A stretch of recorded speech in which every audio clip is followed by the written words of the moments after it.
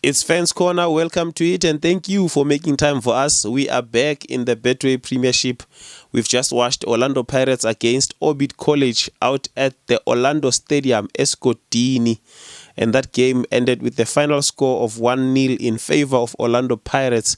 A very important 3 points again for Orlando Pirates. Back-to-back victories in the Premier League and putting them out of that relegation zone that they started the season in. And if you haven't done so already, make sure you subscribe to our channel. That's Off Air Podcasts on YouTube, or check us out on Facebook at Fans Corner, and also check us out on TikTok at Fans Corner as well. Thank you for the support that you've been showing us in recent days. Also, before we go into the current game, I have to send my sincere apology to those who waited for our post-match reaction video for the MTN 8 semi-final between Orlando Pirates and Mamelodi Sundowns over the weekend. Unfortunately, I had all the plans to do an outdoor kind of a production, but unfortunately plans did not come into place. Things did not work out the way it was planned, and we missed that one, unfortunately. But we're back, we're here now, and we're looking at the Betway Premiership, and Orlando Pirates have just secured the 3 points. As I said, the game actually went in an unexpected manner. I had my own expectations. To be honest, I expected Pirates to run riot.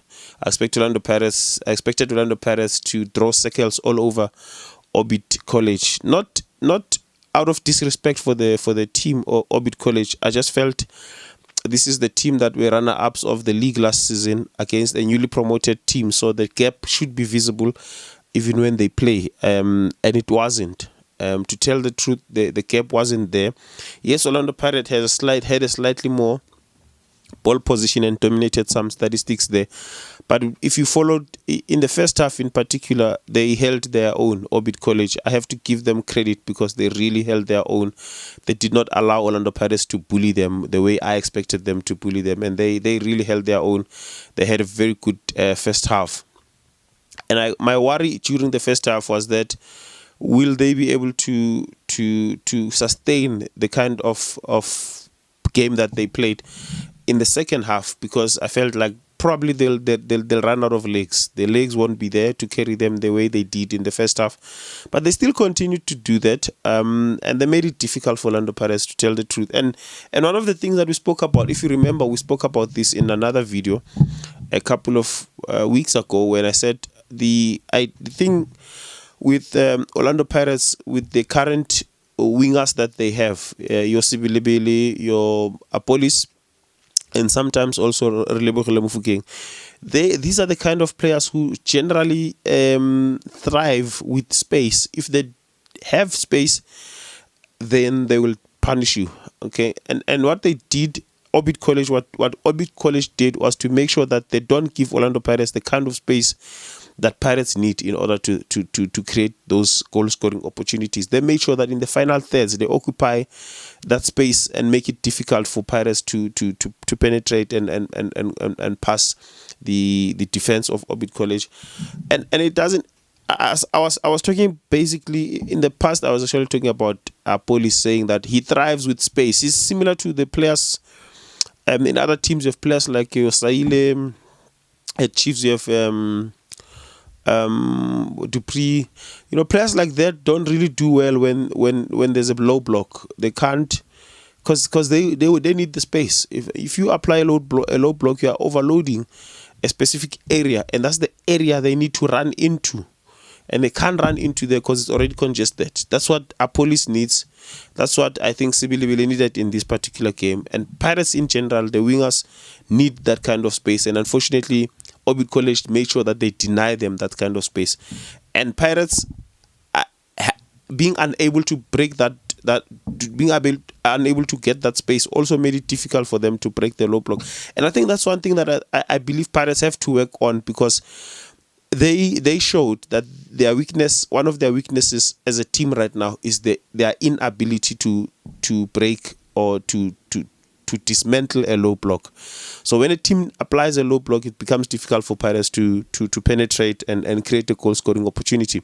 as opposed to their arch rivals in the form of Mamelodi Sundowns, who they have to compete against for the league title. That's what we expect this season. Who can be patient, can deal with the low block. They find ways, they find creative ways to penetrate such arrangement in terms of the defense. But Pirates seem to struggle with that. And the only way, and I felt in the first half even, that the only way that Orlando Pirates are going to score a goal is if they take a shot from out of the box, because it's going to be difficult to create a one-on-one against that goalkeeper. Yes, they had those very close chances there, but you saw the goal came through a shot, and the goalkeeper slipped. I'm asking myself, had it not been for that slip, would he have been able to save the goal? I guess we'll never know, because Pirates did get the goal from Siema in the second half. Beautiful shot taken there. I think they really have to find ways to deal with this low block that I'm talking about. Remember, this is Orlando Pirates that carries a serious reputation about them. They carry a serious threat about them. So every team they're going to be playing against, majority of the teams that they're going to be playing against, will be looking to try and defend very well. So they'll come across a lot of games like this where teams want to sit back. So they'll have to find a way to try and slice through those kinds of defenses. I guess it was a good 3 points at the end of the day. I think the team that ended the game for Orlando Pirates looked much better in terms of dealing with that, because they were a little bit more creative. The mobility was also there. With regards to the starting 11, they have to find a way to make sure that their fullbacks are able to play with their wingers, particularly on the left-hand side. That's my opinion. The right-hand side, I did not see this challenge.